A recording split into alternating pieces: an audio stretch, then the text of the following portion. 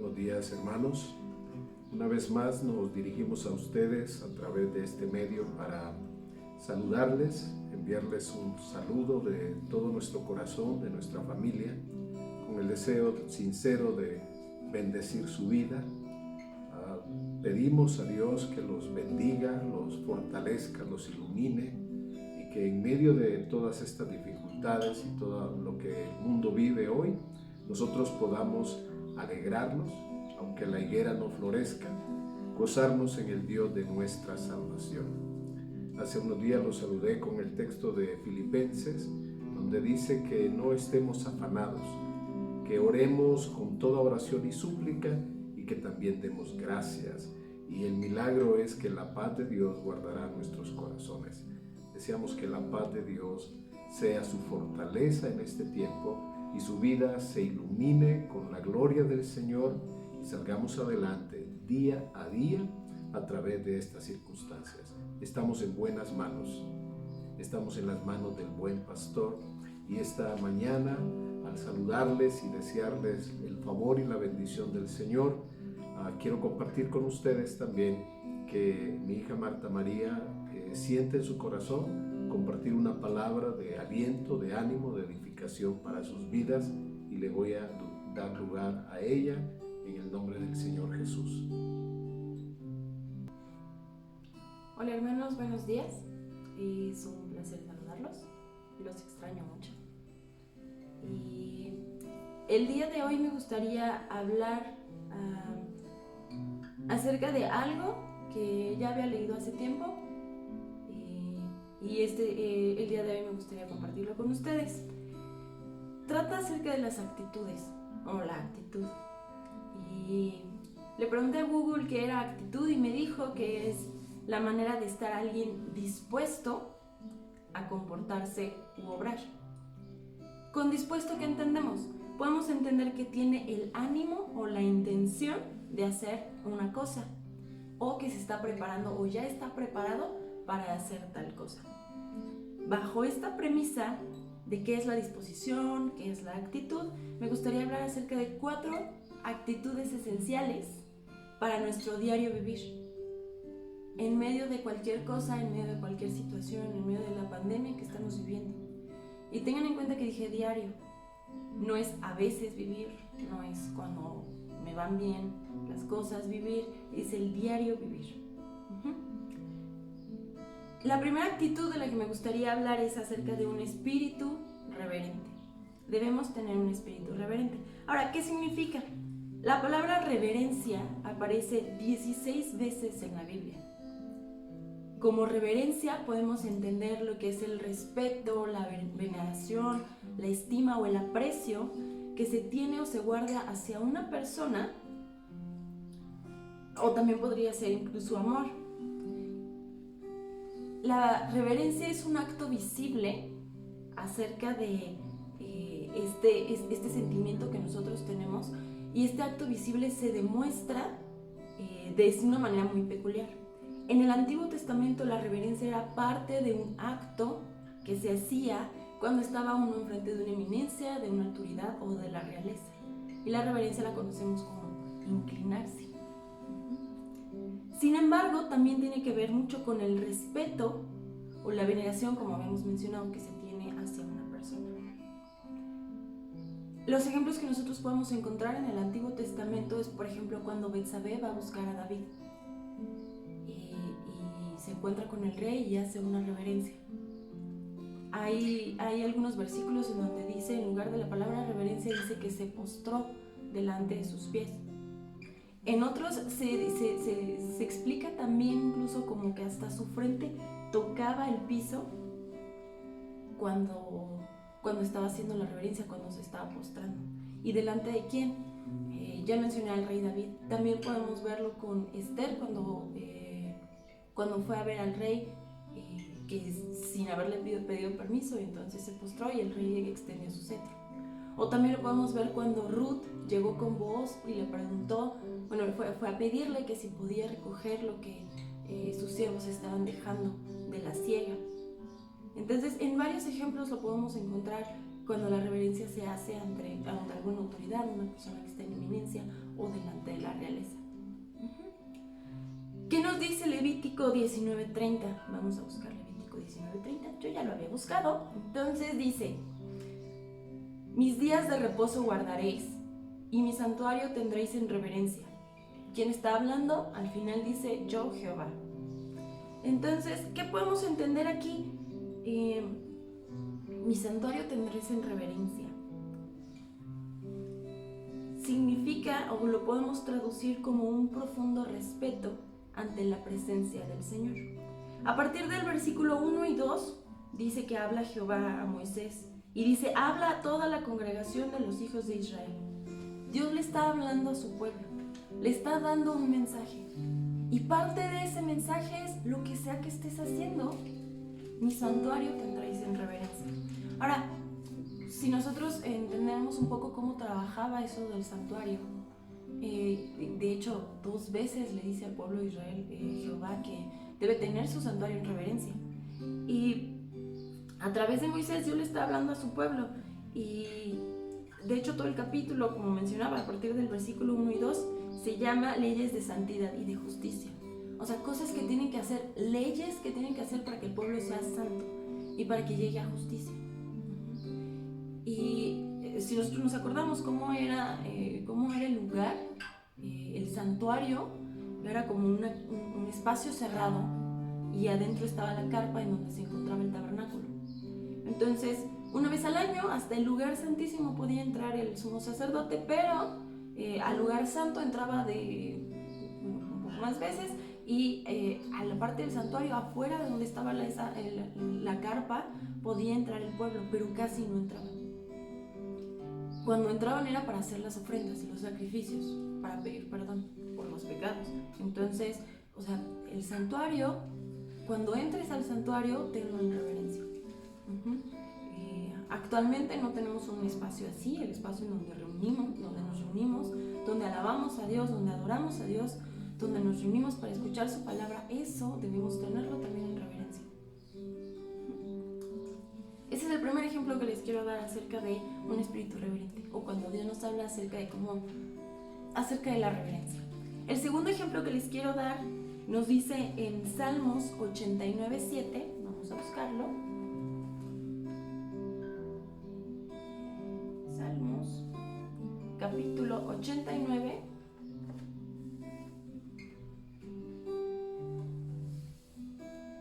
versículo 7.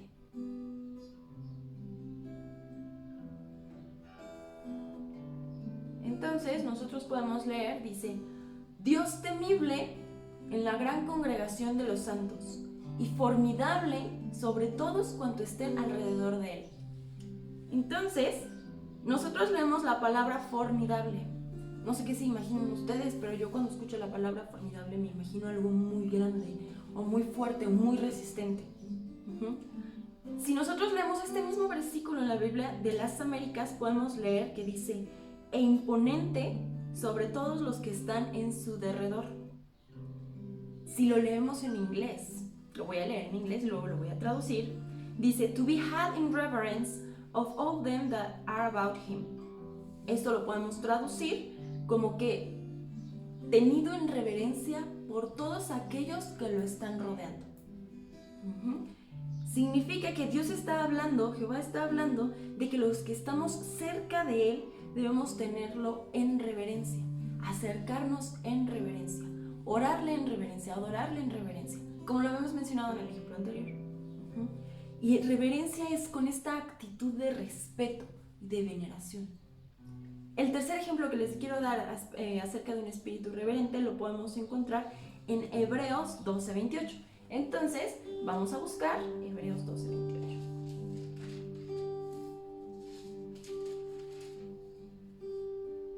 Hebreos 12:28, casi al final del capítulo. Así que, recibiendo nosotros un reino inconmovible, tengamos gratitud y mediante ella sirvamos a Dios, agradándole con temor y reverencia. En otras versiones se puede escuchar con pavor y reverencia. ¿Qué significa esto? A partir del versículo 12, Dios habla acerca de lo que le sucede a las personas que rechazan la gracia de Dios. En el versículo 25, si nosotros nos leemos un poquito antes, dice, mirad que no desechéis al que habla. ¿Quién es el que habla? Jehová es el que habla.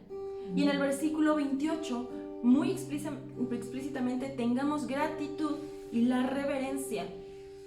En este versículo habla de que debemos tener respeto, veneración, una veneración profunda, un respeto profundo acerca de el que habla. Y de nuevo, lo que nosotros hacemos cuando nos dirigimos hacia Él, cuando nos acercamos hacia Él.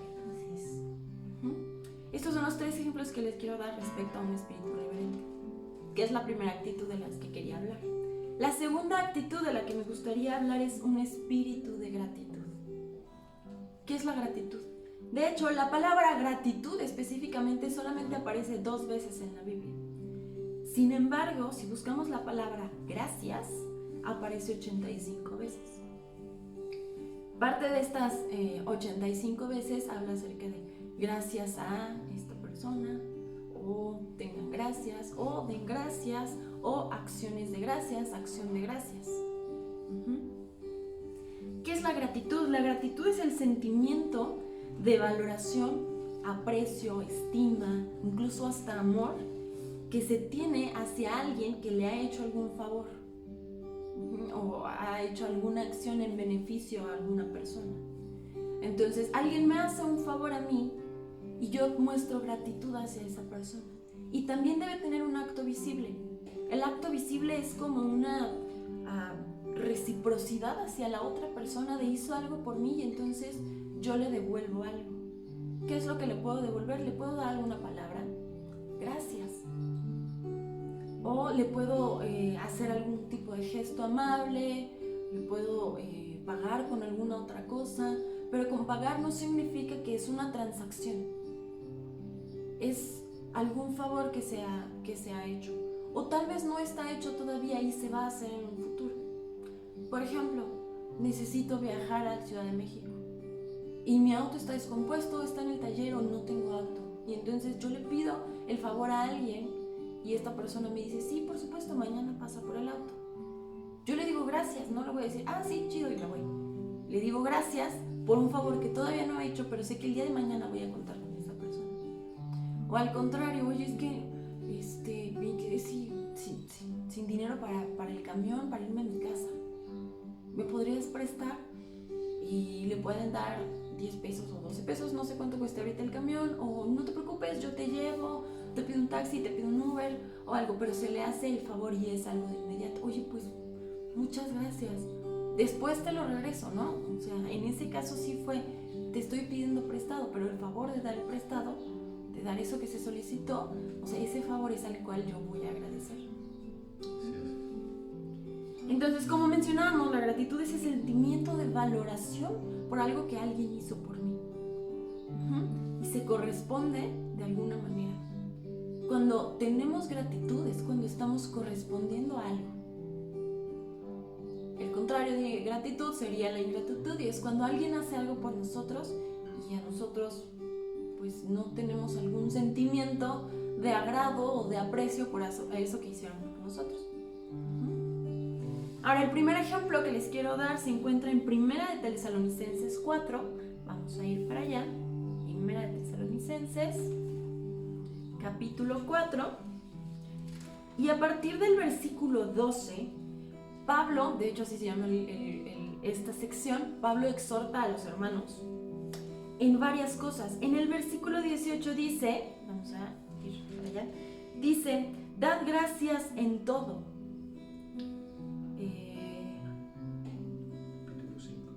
Capítulo 5, perdón, sí es cierto. Capítulo 5, versículo 18. Dad gracias en todo, porque esta es la voluntad de Dios para con vosotros en Cristo Jesús. Ahora, vamos a leerlo otra vez un poco más lento. Dad gracias en todo. No dice, dad gracias cuando te suceden cosas buenas. No dice, dad gracias cuando te está yendo bien. No dice, dad gracias cuando no estás en pandemia. Dice, dad gracias en todo. Esto significa que no hay ningún tipo de opción o excusa para que no seamos agradecidos. vamos a verlo un poquito más adelante, pero es independientemente de la situación en la que estemos viviendo, en la que me encuentre yo o se encuentre mi familia o mis seres queridos, debemos dar gracias en todo. Más aún, la ingratitud, cuando no damos gracias en todo, nos volvemos ingratos. Y la ingratitud es una de las características que tienen los incrédulos. No vamos a ir a eso, pero si ustedes quieren averiguar un poquito más, pueden leer Romanos 1:21, donde dice que es una característica de los incrédulos. A donde sí vamos a ir es a Romanos 14:6. Romanos capítulo 14, versículo 6. Y dice, el que hace caso del día, lo hace para el Señor. El que no hace caso del día, para el Señor no lo hace. El que come, para el Señor come, porque da gracias a Dios. Y el que no come, para el Señor no come y da gracias a Dios. O sea, independientemente de si tengo para comer o no tengo para comer, doy gracias a Dios. Si tengo para comer carne 3 veces a la semana, doy gracias a Dios. Y si solo puedo comer arroz, lentejas o frijoles 5 veces a la semana, también doy gracias a Dios.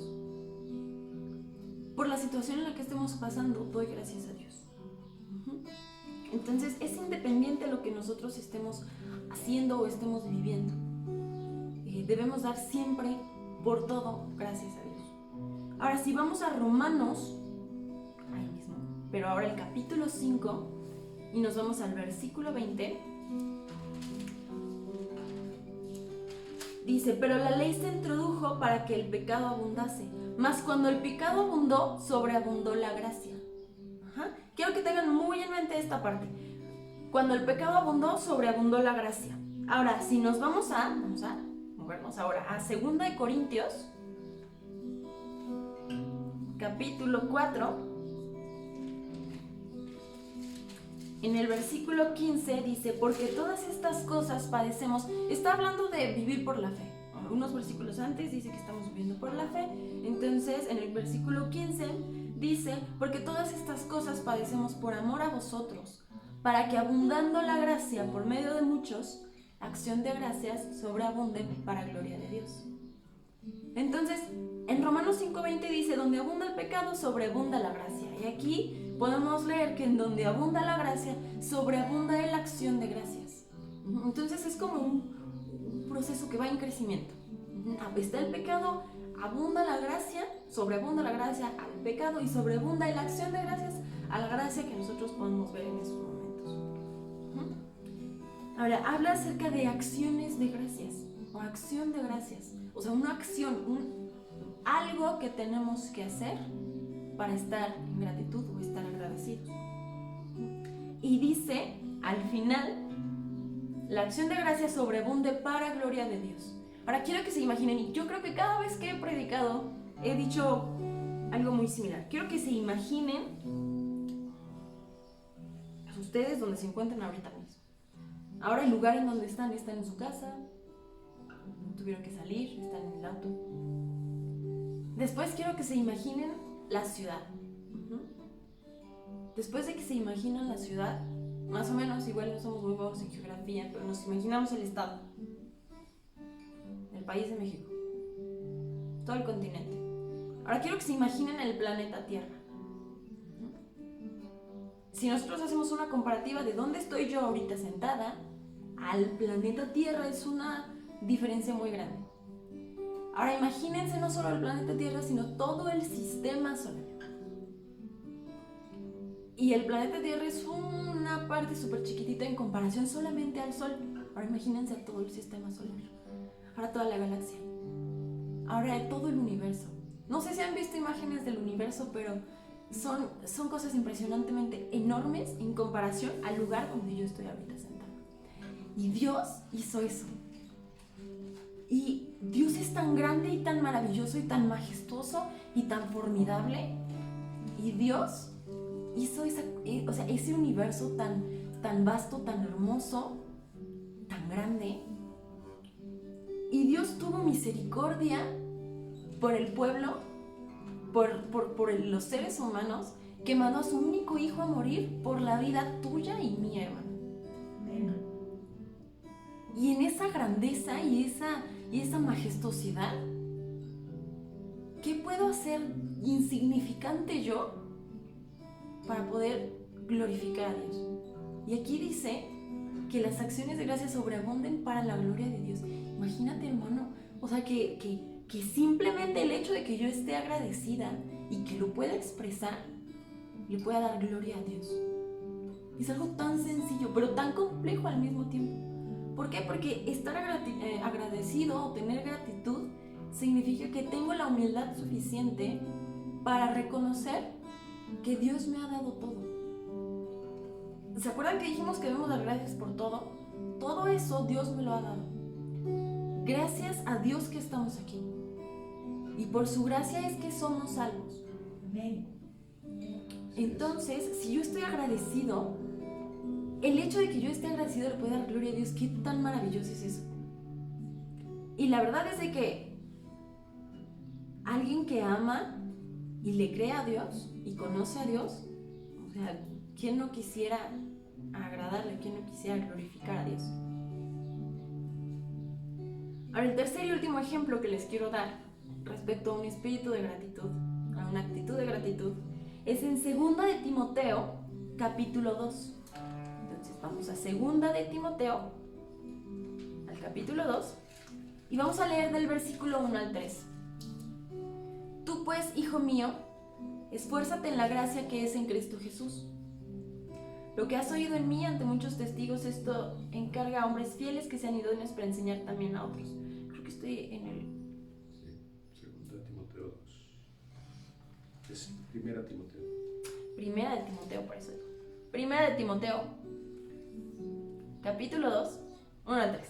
Exhorto ante todo a que se hagan rogativas, oraciones, peticiones y acciones de gracias por todos los hombres, por los reyes y por todos los que están en eminencia, para que vivamos quieta y reposadamente en toda piedad y honestidad.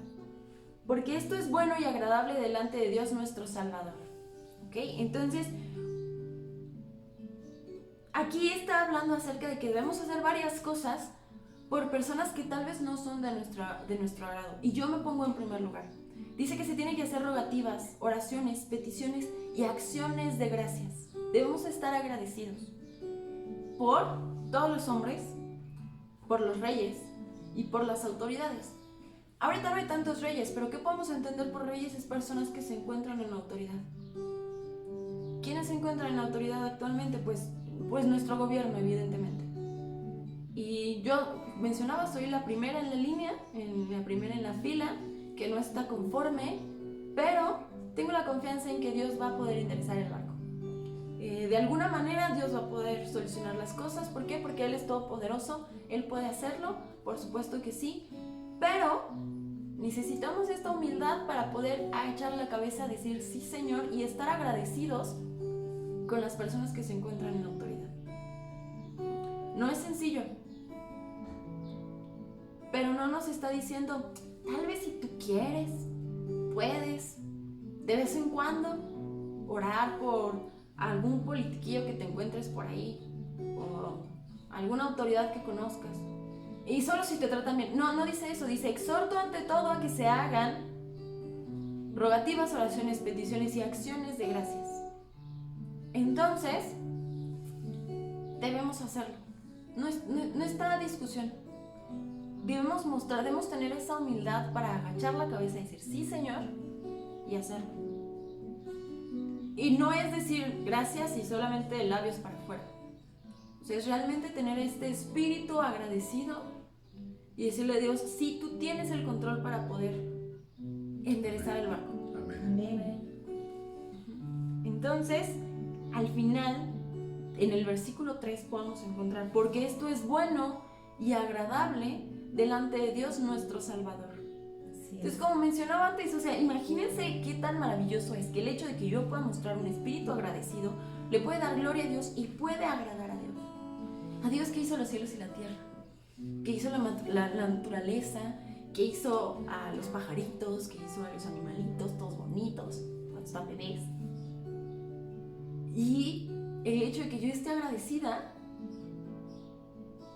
o que yo esté agradecido por la situación que esté sucediendo o por cualquier cosa que estemos viviendo, Y no solo por las cosas buenas que nos pasan, sino gracias Dios y encontrarle el lado bueno a las cosas que nos están sucediendo y mostrar gratitud por ello.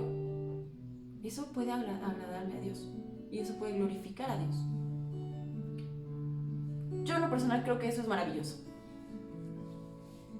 Y esos fueron los 3 ejemplos que di acerca de espíritu de gratitud. Vamos 2. El tercero es espíritu de siervo. Siervo de servicio, no, siervo del venadito. La palabra siervo aparece 402 veces en la Biblia. Y la palabra servicio aparece 102 veces. Si ustedes se preguntan por qué estoy diciendo cuántas veces aparecen las palabras en la Biblia, es porque mi papá ha mencionado varias veces, si ustedes leen en la Biblia una palabra una vez, deben ponerle mucha atención. Si ven la palabra en la Biblia 2 veces, le deben poner el doble de atención.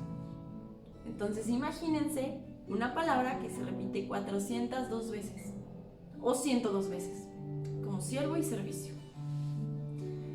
Se entiende por servicio como el conjunto de acciones que se hacen o se realizan por otra persona para servir a alguien. Y por siervo se entiende a una persona que está enteramente, no un poquito, no parcialmente, sino enteramente entregada al servicio de otra persona. Siervo, en tanto el Antiguo como el Nuevo Testamento, habla de una persona que puede encontrarse en esclavitud, de una manera servicial, puede hablarse de manera voluntaria o involuntaria. Existen siervos que incluso después de haber sido liberados, porque en el Nuevo Testamento sus amos fueron creyentes y liberaron, y aún así, a pesar de haber sido liberados, continuaron con lealtad y servicio hacia la persona que los liberó. Entonces, siervo se entiende de esa manera. Actualmente me gustaría que lo tradujéramos como lo dije, que es una persona enteramente entregada al servicio de otra persona. Ahora, vamos a ver igual 3 ejemplos de un espíritu de servicio o personas que mostraron ser siervos o se mostraron como siervos. Y para eso, tal vez lo están imaginando, vamos a ir a Marcos capítulo 10 y vamos a leer los versículos 44 y 45. Es más, vamos a leer desde el 43. Pero no será así entre vosotros, sino el que quiera hacerse grande entre vosotros será vuestro servidor.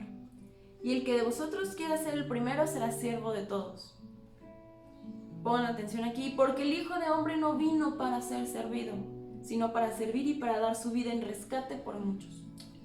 Jesús no llegó aquí a la tierra a ser servido, sino vino a servir. Y qué manera tan preciosa de hacerlo, porque hasta dio su vida por ti y por mí. Entonces, si Jesús, siendo el Hijo de Hombre, vino a dar su vida en servicio, y Jesús, nosotros como creyentes decimos que es nuestro modelo a seguir, no debemos estar nosotros puestos para ser servidos, sino que nosotros mismos tenemos que estar puestos para servir. En ese muchos, como habíamos mencionado, dar su vida en rescate por muchos, estamos tú, estoy yo, está el pastor, está la esposa del pastor, y están todas las personas que quieren ser, que anhelan servir a Dios.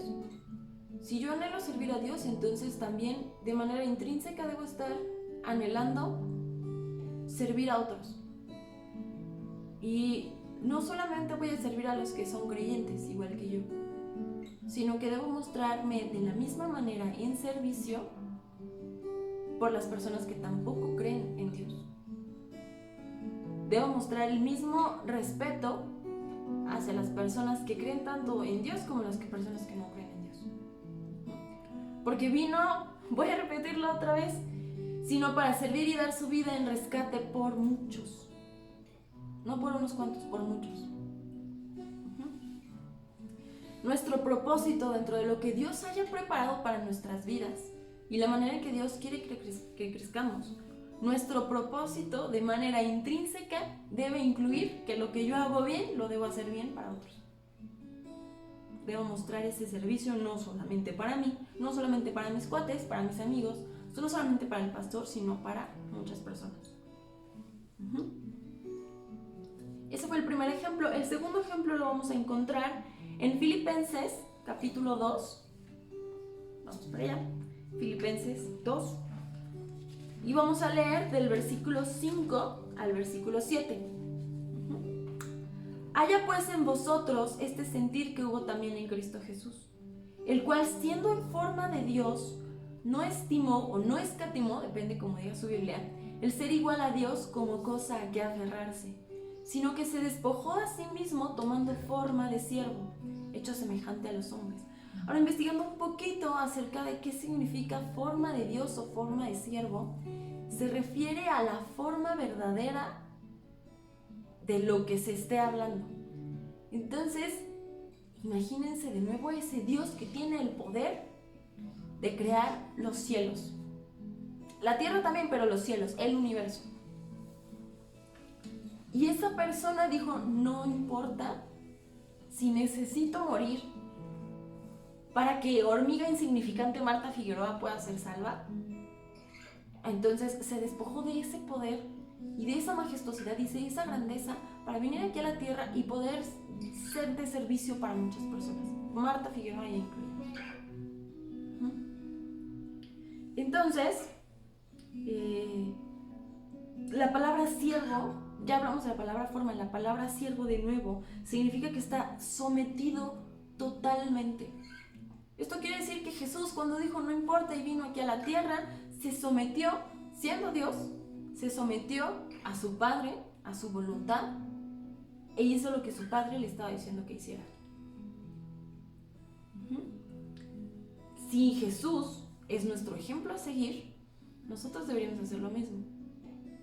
Y someternos, no parcialmente, no cuando me va bien, no en las buenas situaciones, no cuando me acabo de despertar, sino todo el tiempo, totalmente, entregarnos totalmente a la voluntad de Dios. El último ejemplo que les quiero dar, ese fue el segundo, el último ejemplo lo podemos encontrar en Juan, capítulo 4. Y en Juan capítulo 4 es cuando Jesús habla con la mujer samaritana. Y en los primeros versículos dice que estaba en una ciudad, salió de esa ciudad, que era Judea, y se fue a Galilea. Y para llegar a Galilea tenía que pasar por Samaria. Ahora, no sé si ustedes saben un poquito acerca de la historia de ellos. Los samaritanos no se llevaban bien con los judíos. No se hablaban. Por X o Y razón no se hablaban. Entonces tenían que pasar por Samaria. Y en una ciudad de Samaria que se llamaba Sicar se detuvieron. ¿Por qué? Porque Jesús estaba cansado en el camino y se detuvo en donde, en el pozo de Jacob. Entonces se detiene ahí y los discípulos que lo están acompañando entran a la ciudad para comprar algo de comida. Y en eso llega la mujer samaritana y se pone a platicar. Bueno, Jesús le dice, dame un poco de agua. Y ella dice, yo soy samaritana y tú eres judío, ¿por qué me hablas? Entonces, el chiste es que empiezan a platicar. Y nos vamos hasta el versículo 31. Al versículo 31 la mujer samaritana ya habló con Jesús, ya cree que es el Hijo de Dios. Y entonces llega a la ciudad, se regresa a la ciudad y le dice a las personas, este hombre sabe todo de mí, me dijo todo lo que yo he hecho, yo creo que es el Hijo de Dios, vayan a verlo. Y entonces regresan. Y regresan, no sé si al mismo tiempo, pero los discípulos también ya se encuentran. Y los discípulos están con Jesús y le están diciendo, oye, estamos cansados, o sea, come, ¿no? Ya fuimos por comida, te trajimos comida, entonces por favor come. Pero también estaba el pueblo de Sicar, que estaba hablando con Jesús, y Jesús también estaba hablando con ellos. Entonces Jesús les contesta, y es lo que vamos a leer. Entre tanto los discípulos le rogaban, diciendo, Rabí, come. Y él les dijo, yo tengo una comida que comer que vosotros no sabéis.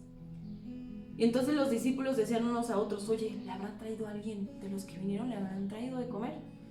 Y Jesús les dijo, mi comida es que haga la voluntad del que me envió y que acabe su obra. Amén. Entonces, aquí está mostrando Jesús una actitud de siervo que antes de comer y satisfacerse él mismo de una manera física, está cumpliendo con su trabajo, con su deber. Y acaba, dice que haga la voluntad del que me envió. ¿Y quién lo envió? El Padre lo envió. ¿Y cuál es su voluntad? Que acabe su obra. Entonces aquí está mostrando Jesús este espíritu de servicio. Este es el tercer ejemplo que les quería hablar. Y este es el tercer espíritu del que platicamos, ¿no? Entonces, recapitulando un poco, el primer capítulo que habíamos mencionado es el del espíritu reverente, el segundo es el espíritu de gratitud, el tercero es el espíritu de siervo y el cuarto y último va a ser un espíritu apacible. La palabra apacible, solamente así, aparece 6 veces en la Biblia. La palabra paz aparece 380 veces en la Biblia. Y no busqué las demás, pero la palabra apacible se relaciona directamente con otras palabras que conocemos como paciencia, mansedumbre, hasta cierto punto templanza, benignidad. Ahora, ¿qué significa apacible? Significa que está libre de brusquedad y violencia, que no se turba por las inclemencias, que resulta agradable, tranquilo o pacífico. La palabra apacible, cuando hablamos de una persona, evoca a un carácter agradable y también fortaleza de espíritu. Como les mencionaba, es similar a mansedumbre, por lo que se puede entender que es una condición del corazón y de la mente. A pesar de las circunstancias, tiene un espíritu apacible. A pesar del huracán que se está viviendo afuera, su espíritu es apacible. Entonces, imagínense un lago y el lago está siendo azotado por un huracán. A ver si se lo pueden imaginar. Entonces, pues el cielo es gris, hay lluvia, la lluvia no cae en vertical, sino como es un huracán, hay vientos muy fuertes y están arreciando y los árboles van así, se mueven y las hojas se mueven y se caen las cosas, el aire, pero el agua del lago está apacible.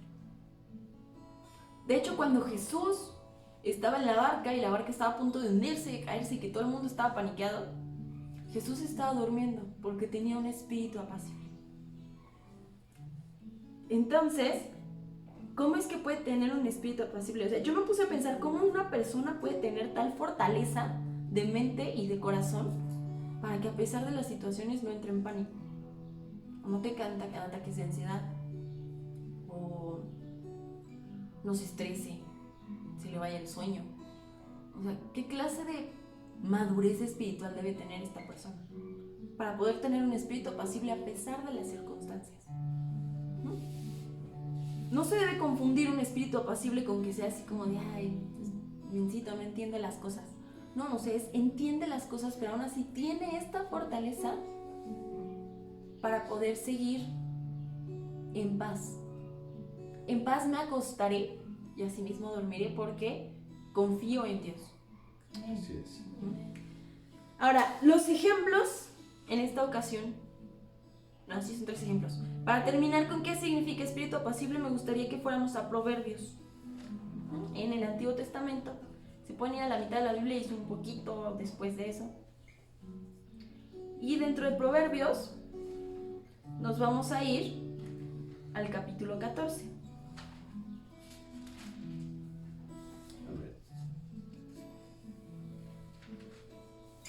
Y vamos a leer el versículo 30. El corazón apacible es vida de la carne, mas la envidia es carcoma de los huesos. Vamos a enfocarnos en la primera parte. El corazón apacible es vida de la carne. Una persona que sufre mucho estrés se puede ver reflejado en su cuerpo, en su salud directamente. Es médico, o sea, es literalmente que a una persona que vive con estrés, su salud se ve afectada. O que vive con ataques de ansiedad, o que vive con temor, o sea, que no tiene un espíritu apacible, entonces tiene una repercusión en la salud de la persona. Vamos a ir ahora al siguiente capítulo 15, y el versículo 4. La lengua apacible es árbol de vida, mas la perversidad de ella es quebrantamiento de espíritu. La lengua apacible, o sea, me están insultando y mi lengua está apacible, o me están diciendo cosas y mi lengua está apacible, es árbol de vida. Ahora, el árbol de vida es una metáfora acerca de la renovación y refrigerio en lo temporal y en lo espiritual. O sea, voy en el camino, no he llegado a la meta, pero voy en el camino y me detengo en un oasis o en un espacio a la sombra de algún arbolito bonito y tomo un refrigerio que me va a renovar, como agua fresca. Entonces, el corazón apacible, la lengua apacible, es tener este corazón tranquilo o esta lengua tranquila y mi espíritu tranquilo de no responder a las acciones o a las situaciones que se están presentando. Ahora vamos al primer ejemplo donde podemos encontrar, en realidad no es un ejemplo, la palabra apacible no se muestra aquí, pero sí alguno de los sinónimos. Vamos a ir a Gálatas 5. Gálatas capítulo 5, versículo 22 y 23. Y aquí está hablando acerca de los dones del Espíritu. El fruto del Espíritu, ¿cierto? 22. Mas el fruto del Espíritu es amor, gozo, paz, paciencia, benignidad, bondad, fe, mansedumbre y templanza. Contra tales cosas no hay ley. Como tal apacible les estoy mencionando, no es un fruto, pero sí es similar a lo que Pablo describía. Ahora, si nos movemos a Primera de Pedro, que es mucho más enfrente, en el capítulo 3, en el versículo 4, Primera de Pedro 3:4, está hablando acerca de cuál es el atavío de las mujeres casadas. Pero habla acerca en el versículo 3 dice que vuestro atavío no sea externo, de peinados ostentosos, de adornos de oro, de vestidos lujosos. Versículo 4, sino el interno, el del corazón, en el incorruptible ornato de un espíritu afable y apacible, que es de grande estima para Dios. Aquí, como les mencionaba, está hablando del atavío interno y describe un espíritu afable y apacible, en donde apacible se refiere como a las acciones y reacciones que tiene la mujer hacia el marido, pero también hacia la vida en general. Yo no estoy casada, evidentemente, pero las mujeres que sí estén casadas, voy a volver a ver a mi mamá, podrán saber acerca de cómo debería ser y qué tan difícil puede ser tener un espíritu apacible en cuanto se refiere al esposo. Yo creo que sí debe ser muy difícil poder compartir con otra persona todo lo que yo soy, porque habrán cosas que dentro de lo que yo soy no concuerdan con lo que la otra persona es. Pueden llegar a chocar. Entonces, este espíritu apacible, afable y apacible, es que ante la situación que está chocando con mi personalidad, con mi espíritu, o que me está llegando a lastimar, yo pueda tener un espíritu afable y apacible. Ese es el primer ejemplo. Segundo ejemplo, y este ejemplo nos va a llevar hasta Génesis. Entonces nos vamos al inicio de la Biblia. Génesis en el capítulo 4. Ahora, en el capítulo 4, Adán y Eva ya tuvieron 2 hijos, Caín y Abel. Y Abel decía que era pastor de ovejas y Caín fue labrador de tierra, o sea, era como un granjero. Entonces, en el versículo 4 dice, Abel trajo también de los primogénitos de sus ovejas. Vamos a leer desde el 3. Y aconteció andando en el tiempo que Caín trajo del fruto de la tierra una ofrenda a Jehová. Y Abel trajo también de los primogénitos de sus ovejas, de lo más gordo de ellas. Y miró Jehová con agrado a Abel y a su ofrenda, pero no miró con agrado a Caín y a la ofrenda suya. ¿Qué es lo que sucede? Caín se da cuenta que Abel, su ofrenda sí fue agradable ante los ojos de Dios, y Caín, su ofrenda, no fue agradable ante los ojos de Dios. Ahora, la naturaleza humana evidentemente cuando algo no le sale bien, la primera reacción es enojarse. Pueden ver a niños chiquitos, o sea, pueden ver esto reflejado en los niños chiquitos. Quieren algo, no les sale, o no se los dan, o no se pueden entender y pueden llegar a ser un berrinche. Y no solo a los niños chiquitos, a algunos niños más grandes también, como de 30, 40 o 50 años, también les llega a suceder esto. En donde algo no les sucede, no les sale bien, y entonces, ¿qué es lo que dice que le sucedió con Caín? Versículo 5, segunda parte, y se ensañó Caín en gran manera. En otras Biblias dice, y enfureció, o entró en cólera, o en una, hasta creo que vi la palabra de enloqueció en cólera. Y decayó su semblante. Entonces, yo me imagino, la imagen que está en mi cabeza es así como de, y me enojo, y cae mi semblante, porque estoy haciendo mi berrinche de que Dios no vio con agrado mi ofrenda. Entonces, Dios, con su espíritu apacible, le pregunta a Caín como si fuera un niño chiquito. Versículo 6.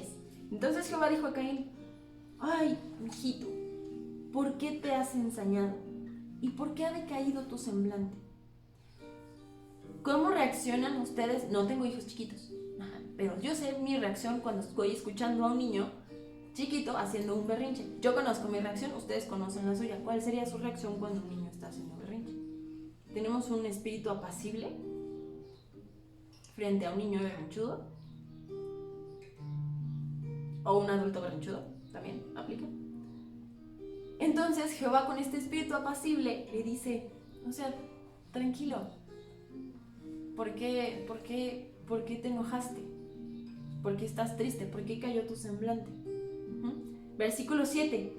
Si bien hicieres, no serás enaltecido. O sea, haz el bien y vas a ser enaltecido. Y si no hicieres bien, el pecado está a la puerta. Con todo esto, a ti será su deseo y tú te enseñorearás de él. Entonces, o sea, Dios no solamente tuvo un espíritu apacible para decirle, oye, tranquilo, ¿por qué te enojas? Sino también le dio la respuesta de cómo él mismo, o sea, no me agradó tu ofrenda, pero si lo haces de esta manera, entonces sí me va a agradar. Nosotros conocemos el desenlace de esa historia. No fue bien, no le fue bien a Caín. Pero aquí es donde nosotros podemos ver que Dios tiene un espíritu apacible. O sea, a pesar de que la persona está enojada y está con su berrinche, Dios tiene el espíritu apacible para decirle, tranquilo, no pasa nada, de esta manera lo vas a hacer bien. Y Dios es igual con nosotros cuando nosotros estamos haciendo berrinche. No tengan dudas de eso. ¿Ok? Ese fue el segundo ejemplo. Y tercer y último ejemplo es cómo podemos nosotros tener un espíritu apacible. Si nos vamos a Mateo, es el primer capítulo, evangelio del Nuevo Testamento. No en el primer capítulo, en el capítulo número 11. Y nos vamos al versículo 28 y 29, casi al final del capítulo. Dice, venid a mí todos los que estáis trabajados y cargados, y yo os haré descansar. Llevad mi yugo sobre vosotros y aprended de mí, que soy manso y humilde de corazón, y hallaréis descanso para vuestras almas. Este hallaréis descanso se refiere a un permanente respiro en la gracia de Dios. O sea, estar de una manera permanente en la gracia de Dios. Yo lo imagino como si fuera un oasis, como la burbuja o como el agua del lago que imaginamos hace rato, en medio de un huracán. A pesar de la situación, nuestra alma, nuestro espíritu tiene un permanente respiro, un permanente descanso. ¿Y por qué es que tenemos este permanente respiro y permanente descanso? Es porque tenemos la confianza en que Dios tiene el control de las cosas. Por eso no debemos entrar en pánico en esta pandemia, porque sabemos que Dios tiene el perfecto control de las cosas y que su perfecta voluntad va a venir. Su perfecta voluntad va a venir, no mi perfecta voluntad en donde yo quiero que se acabe la pandemia el día de mañana. Su perfecta voluntad. Si nos vamos a Salmos, capítulo 73, ya saben que a mí me gusta andar saltando en la Biblia, entonces Salmos, capítulo 73, 73. Y nos vamos al versículo 25. ¿A quién tengo yo en los cielos sino a ti? Y fuera de ti nada deseo. Entonces, o sea, ¿a quién tenemos nosotros? ¿En quién podemos confiar? Yo por supuesto puedo confiar en mi mamá, por supuesto puedo confiar en mi papá, pero Dios es más grande que la confianza que yo pueda tener en ellos. Entonces mi confianza en Dios todavía va a ser más grande. Dios, dentro de su grandeza y de su majestuosidad, o sea, Él es soberano y Él es justo y es misericordioso y Él tiene el control de todas las cosas. ¿En quién podríamos confiar más que en Dios? ¿Ok? Ahora, por último, para terminar casi, nos vamos a ir de nuevo al Nuevo Testamento. Ahora nos vamos a ir a Colosenses. Y nos vamos al capítulo 3. Y nos vamos a los versículos 12 y 13. Y dice: vestíos pues como escogidos de Dios, santos y amados, de entrañable misericordia, de benignidad, de humildad, de mansedumbre, de paciencia. Lo podremos dejar hasta aquí. Dios nos está diciendo, bueno, nos están diciendo en ese momento era hacia Colosas, pero también hacia nosotros. Vestíos pues como escogidos de Dios. Dios nos escogió y nos tenemos que vestir como tales. Y no habla de estas ropas. Habla de cómo debemos actuar, cómo debemos conducirnos en la vida. Pero en el versículo 13 dice, y me encanta este versículo: soportándonos unos a otros, perdonándonos unos a otros, y si alguno tuviera queja contra uno, de la manera que Cristo os perdonó, así también hacedlo vosotros. Y si yo todavía estoy haciendo berrinche porque esa vez, el 1 de julio del 2007, yo fui a la iglesia y el pastor no me saludó. O sea, perdonándonos unos a otros, teniendo un espíritu apacible. Y es que el pastor no me saludó cuando fui a la iglesia y entonces por eso me fui. O es que yo quería ir y entonces entré y me vieron feo, entonces me salí de inmediato. No, soportándonos unos a otros, perdonándonos unos a otros, pero antes de eso es vestidos pues como escogidos de Dios, santos y amados, de entrañable misericordia, benignidad, humildad, mansedumbre y paciencia. Todos estos son similares a un espíritu apacible. Entonces, si me vieron feo, tengo un espíritu apacible. Seguramente la persona ni se dio cuenta de que yo creí que me estaban viendo feo. Tal vez así es mi cara, en serio, se los prometo, así es mi cara. Entonces, soportándonos, perdonándonos unos a otros. Porque, y he escuchado personas así de: yo no soy Dios para perdonar. No, o sea, de la misma manera que Dios perdonó todo lo que has hecho o todo lo que yo he hecho, de esa misma manera yo también debo perdonar a otras personas. Y esto me va a conducir al final a un espíritu apacible, a esa madurez espiritual y esa fortaleza de espíritu, de corazón, de mente, a que a pesar de las circunstancias y el huracán que esté arreciando en contra de mí o alrededor de mí, yo pueda tener un espíritu apacible. Ese fue el tercer ejemplo que les quería mostrar, hermanos. Para terminar, les quiero corroborar, porque si se lo están preguntando y si no también lo voy a decir, no porque ahorita lo mencioné significa que ya todos vamos a tener estas 4 actitudes. Es algo que se va trabajando poco a poco, porque es trabajar con nuestro espíritu, con nuestra mente, con nuestro corazón. No es sencillo tener un espíritu de siervo, no es sencillo tener un espíritu apacible, no es sencillo tener gratitud, no es sencillo tener reverencia hacia lo que estamos haciendo. Entonces es poco a poco, como pasitos de bebé.